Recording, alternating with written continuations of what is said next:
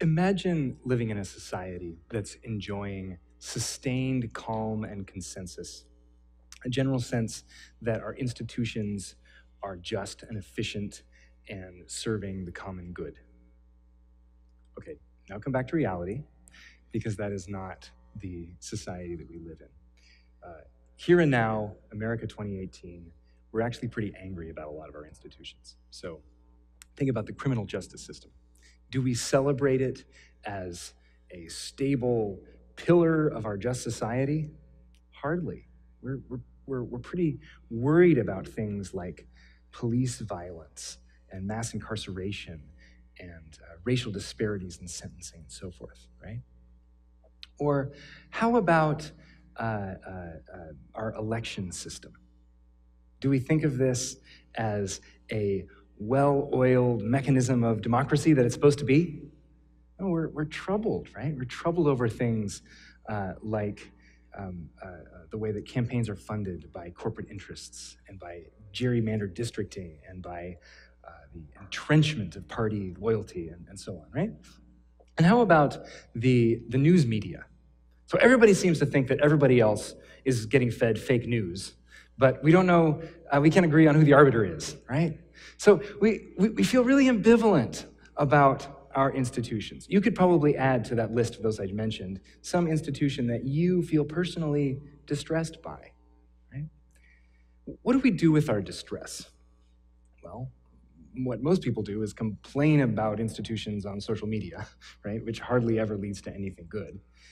But what we need are not complainers, but reformers. We need those who love their institutions enough in order to work toward making them healthier. But how do we reform our institutions? How's that possible? Is it even possible? Where do we begin? And where can we find some sort of guide or template to show us how to do it? Well, I'm here to deliver some good news. Reform is possible, and the reason I know it's possible is that it's been done before. 500 years ago, last October, marked, it was the 500th anniversary of a monumentally successful reform movement, and I mean the one that Martin Luther spearheaded. So my claim today is that a little bit of familiarity with the way that Luther went about reforming can go a long way in helping guide us as we try to reform our institutions today. So what I'm going to do, I'm going to talk through what I take to be the 4 stages of Luther's reform movement. Do we have the slides? If we have the slides, I would have them up there. No? Okay. Great. Okay. So the first stage is protesting a harm.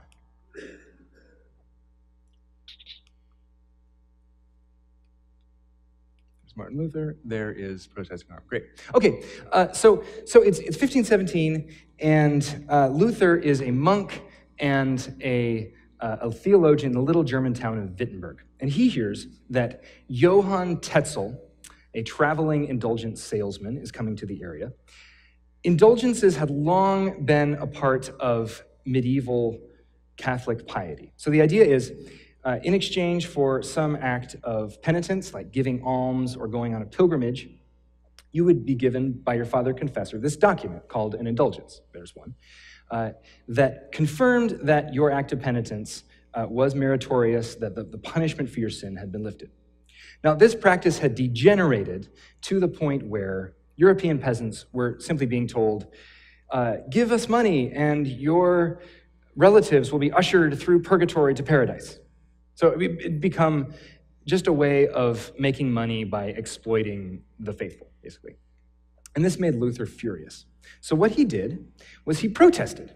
And he did this by nailing his famous 95 Theses to the Wittenberg church door. This is a professor's protest, a way of stating grievances, declaring that this practice was degenerate.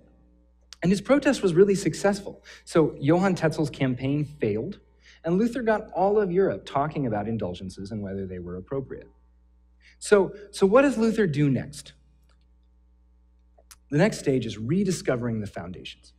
Luther digs into the theological foundations of the institutional church that he's trying to reform. He wants to identify the theological beating heart that's underneath all of the corruption. And he succeeds in finding it. It's grace. Okay, so the idea is salvation is not a matter of doing good works to meet God's approval. Rather, it's a matter of receiving, while we're sinners, God's gift of salvation. So this core insight about grace is the thing that animates everything that follows for Luther. And this is really important because it allows Luther to move beyond a negative vision, right, a sense for what's wrong with the church, to a positive vision, a sense for what's possible for the church. And this, with this positive vision as his pole star, he is able to navigate between two errors. One error would be not going far enough with his reform. For example, just declaring indulgences, not permitting indulgences, but not then dealing with any of the underlying corruption. Right? The other error would be going too far, say, rejecting the Christian tradition altogether. As Luther articulates his central insight about grace and the positive vision that follows from it, conflict with Rome increases until by 1521, 4 years later, it becomes clear that no reconciliation with Rome is going to be possible. And this takes us to the third stage, implementing local changes. So Luther gets together with some other leaders in Wittenberg to try out some new ways of doing church. So the Mass is conducted in German rather than in Latin. And both the bread and the wine are given to parishioners. Luther translates the Bible into German. Confession is not required for the forgiveness of sins. The number of sacraments is reduced from 7 to 2, and so on. What all these things have in common is that they're outworkings of Luther's core insight about grace. But they're implemented locally on a small scale as a sort of pilot program in Wittenberg. And Luther oversees their implementation with the eye of a realist. So he knows he's got to keep this team together. He's got to keep them from fighting among themselves. He's got to admonish the overzealous, and he's got to encourage the timid, and he's got to constantly remind them about that grace is the central idea here. And it almost doesn't work. His team almost falls apart. It's only because of his meticulous, patient, attentive leadership that this goes. Gradually, reform in the Wittenberg mold spreads to other towns in Germany, and a movement really begins in earnest. That takes us to the fourth stage, restructuring for a sustainable future. So Luther recognizes that he's not going to live forever. So he collaborates with some civil leaders and some church leaders to try to make this a long-term thing. He writes catechisms, which are teaching manuals for both clergy and laity. He writes the Augsburg Confession, which is a succinct statement of his doctrine. And he helps establish schools and seminaries so that the next generation can be educated. I think it's here that Luther really demonstrates his wisdom, because this is the boring and tedious part. Right? This is where Luther, he's taking up the unglamorous task of establishing new institutional systems that can outlive him. And they do outlive him. The Lutheran movement is vibrant to this day. Okay, so 4 stages: protesting a harm, rediscovering the foundations, implementing local changes, and restructuring for a sustainable future. I submit that successful reform is always going to involve all 4 stages. So let's think about what it would be like to stop at an earlier stage. So suppose you identify some problem in an institution and you vigorously protest it, and then you stop. So I call this the lazy reformer. Now, I'm not saying that protesters are lazy. Far from it. Protest requires an enormous amount of courage and tireless perseverance.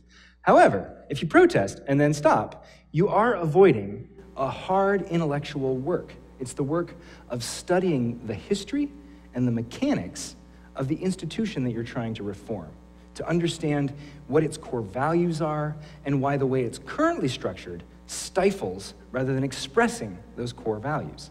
That's really complicated stuff. That's hard work. So let's say you do that hard work. You gain some insight, you have some ideas, and then you stop. Okay, I call this the timid reformer. So, look, reform is risky.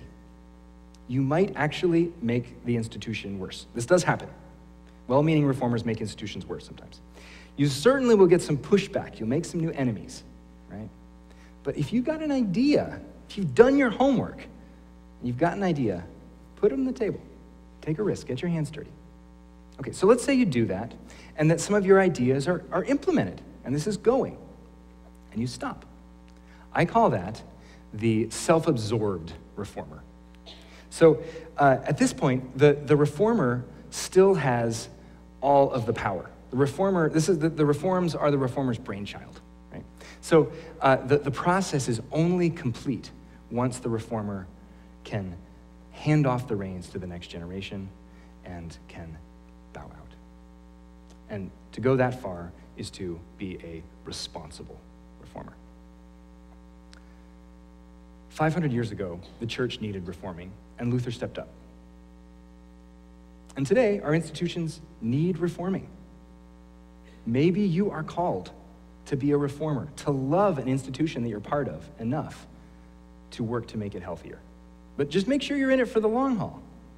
So don't be a lazy reformer. Don't be a timid reformer. Don't be a self-absorbed reformer. Be like Luther. Be studious. Be a risk taker. Be self-transcending. And who knows what's possible if you see this process through to its end. So, are you ready? Let's get reforming. Thank you.